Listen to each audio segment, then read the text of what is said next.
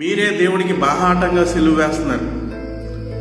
ఎవరినైతే దేవుడు రక్షించాడు, ఎవరినైతే దేవుడు నమ్మాడు, ఎవరికైతే దేవుడు రక్షణ అనే వస్త్రాన్ని ఇచ్చాడు, ఎవరినైతే గాఢాంధకారమైన చీకటిలో నుంచి దేవుడు వెలుగులోనికి పిలిచారో మీరే దేవునికి బాహాటంగా సిలువ వేస్తున్నారు.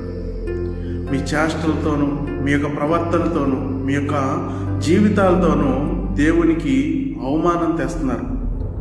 దేవుడు మిమ్మల్ని నమ్మాడు, యోబు గారిని నమ్మినట్టే, యోబు గారి మీదకి పంపినట్టే మీ మీద కూడా శోధనలు పంపాడు. కానీ యోబు గారు యెహోవా ఇచ్చెను, యెహోవా తీసుకుని అని సింపుల్గా పక్కన పెట్టేస్తే, మనం మాత్రం నేను అలా ఉన్నాను, ఇలా ఉన్నాను, నా జీవితానికి ఎందుకు ఇన్ని పాటలు తెస్తున్నామని చెప్పేసి దేవుడిని పక్కన పెట్టేసి ఏదేదో చేసేస్తున్నాం. దాని మూలంగా దేవునికి బాహాటంగా మనం సిలువ వేసిన వాళ్ళు, అంటే అవమానించిన వాళ్ళు, మన మీద ఆయన పెట్టుకున్న నమ్మకాన్ని తుంచేసిన వాళ్ళు ఈరోజు